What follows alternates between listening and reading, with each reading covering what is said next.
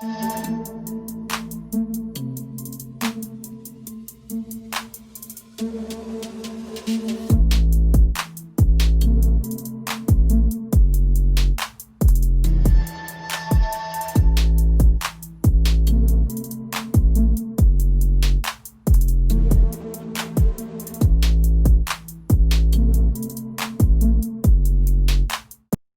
up, nation?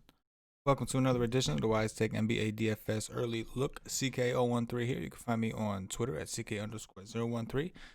And I, of course, am from the WiseTake Nation, which you can find on all the social media platforms just below or directly at wisetake.com.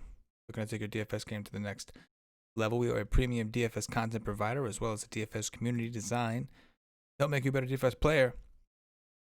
wisetake.com for more info. You can get a day pass. Try us out. $2.50. All it costs.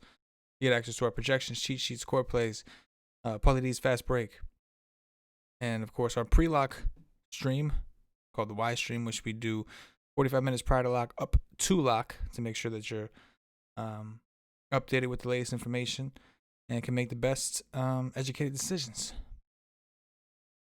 If you're new to the channel, welcome. Hit the notifications bell. Subscribe. Don't miss out on any of the free content we put out. We put a lot of free content. And hit the like button. Likes really help us out, allow us to continue to do what we do, continue to give out the free content across all the platforms that we're currently on. That being said, let's jump into it. We've got an 11-game slate to discuss. Starting with point guards, as we always go position by position. Luka is always in play. Harden, Kyrie Irving, and Durant all kind of went off in that Cleveland game. The game didn't go to overtime. Harden and Durant both played 50 minutes each. Kyrie Irving played 48 minutes. And the game was crazy close. I think I'm likely to avoid that situation. I avoided it last time. It was not part of the fun, and I paid for it a little bit. I still had a decent night, even without any of it. But I think I go elsewhere and just bank that Cleveland is not going to play them that tough in a second game. It's an easy decision for me, being that I think the ownership this time is going to be increased, going to be elevated because of what we saw. So I'll keep it at that. I think in tournaments, Trae Young against Minnesota is very interesting. I think D'Angelo Russell on the other side of that against Atlanta, very interesting without Cat. So there are certainly other options to consider. SGA, Shai Gilgeous-Alexander, in a revenge spot here against the Clippers. I know he has not lived up to the fantasy potential that I'd hoped for. Right, he's been a little more passive than I would have liked. But perhaps we see him do what we expect him to do for once in his life. LaMelo Ball's been a fucking awesome tournament player. The problem is he has been fairly volatile because the minutes allow him to be volatile. His lack of minutes increase his volatility. But he is playing Chicago, a team that's been terrible defensively. Aaron Gordon's still doing this point guard thing, and Aaron Gordon has played really well. Assists, rebounds, this is it. If this is what we're going to see going forward, he's obviously going to be a better play.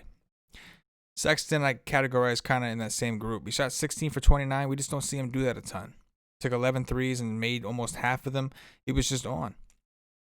So I don't know if I want to buy in when I expect the ownership to be increased. Kemba Walker is only 6'5". The minutes are low, but the usage is massive. Another guy to keep in mind for tournaments. The Miami situation is interesting, right? Tyler Hero and all those guys missed last time. We'll have to check the status of Dragic, because this is probable. He's 6K, shot 6 for 16 from the field. Did not shoot well from the field. Had he had a better shooting day from the field, we probably would have seen more upside. Let's see. Kendrick Nunn.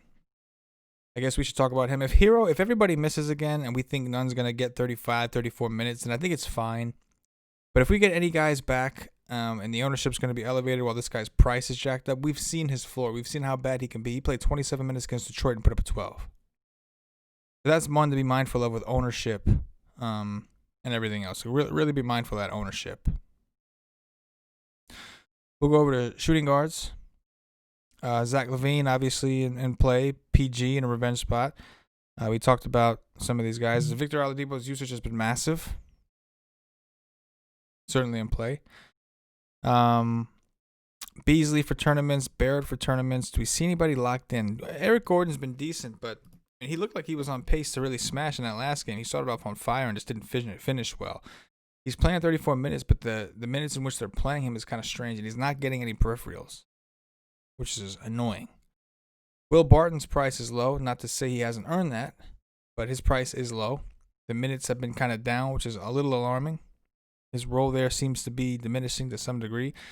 If Burks were to get minutes, I'd be cool with him. We're waiting to see how many minutes he gets here against Golden State. It's his first game back from an ankle injury, and it happens to be a back-to-back. So there's some concerns, some things to keep an eye on. We'll have to wait and see. Not a great position so far. Not loving what I'm seeing. Not loving it. We'll have to check injury news. Maybe some things open up for us. Kevin Huerter's price finally coming back down to earth over here. 5'9", yeah, okay.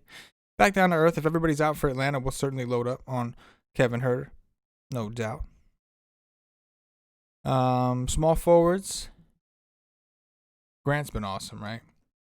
He's been awesome. Jimmy Butler's out. Talked about Aaron Gordon. Don't love any of the spend-ups. Oh, looks like Porter Jr. is questionable. Interesting. Keep an eye on his status. Man, the pricing, once again, is strict enough where I'm just not crazy about any of the guys that I'm looking at right now. You know, Dort's been playing well. Only got 24 minutes in a blowout against Denver. Has been shooting really well, and that's what scared me, is the efficiency from the field. The game before, he had 6 steals. So it keeps me on edge. Basley's price has dropped, but so has his performance. He's been a disaster these last few games, no doubt. Not a ton. It's an ugly position. So maybe, and more reason I think that we do see the ownership on Durant and some of these guys go up, because a lot of the players are at weaker positions like small forward and shooting guard so far.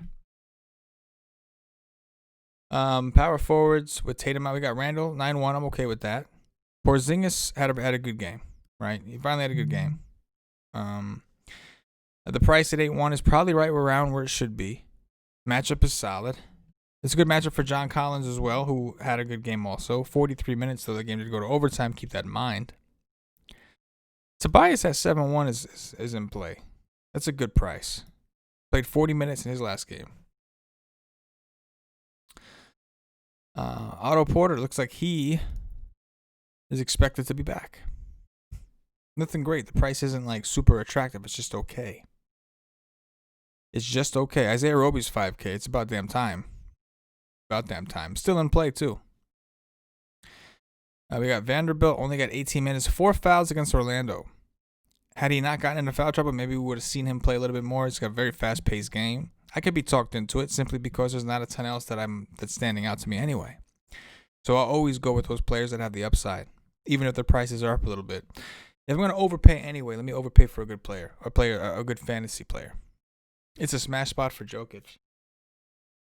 Every day is a smash spot for Jokic, but this one in particular is looking like the top stud on the slate, in my opinion. Him and Luke, he's more expensive than Luka, but that's the way it's been. He's been that good this year. I'm good with Embiid. Center obviously loaded. We got Andre Drummond action against these guys. Drummond only played 26 minutes against Brooklyn. That was kind of strange, right? I guess he just didn't fit into the style that they were looking to play. Christian Wood is out, making this a boogie slate. Where you at, Boogie? Also, I should mention that probably a boost, could be a boost for Oladipo and those guys as well, simply because they're not willing to play Boogie big minutes. At least they haven't been. Let me see. Whenever I look for DeMarcus Cousins, I always have a habit of typing in Boogie. 4-4. There you go. Simple. Minutes have been low, but the last time Wood was out, he got 23 minutes, went for 40. We're locking in Boogie. That's pretty simple, right?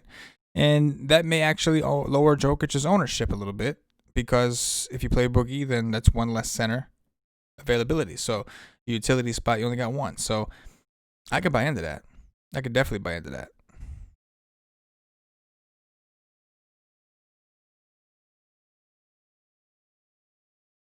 And I think that's going to do it for now. A lot of different ways to go. Boogie, the play of the day, in my opinion, and then piecing things together. But we do have kind of a free square here, I think, at 4-4. And they've already said that they expect Boogie to start with Wood out. That's going to do it. Don't forget to come back to WiseTake.com. Join us on the Wise stream, and for our pre-lock show, we do 45 minutes prior to lock and discuss things after we've had our research, as we've had news, and we wait for more news up until lock. Plan on doing some MME type videos for members at WiseTake.com. It'll be included in any NBA subscription, including day passes. I'll keep you guys posted with when we do that. Try to do it a couple times a week just to kind of get people the process, get them more comfortable with the MME process, mass multi-entry, using optimizers, how to use our projections properly, how to understand our projections. So stay tuned. Make sure you're following us on Twitter and all the social media platforms listed below. And we'll do the dirty. For myself, the entire WiseTake Nation, as always, good luck. Yes.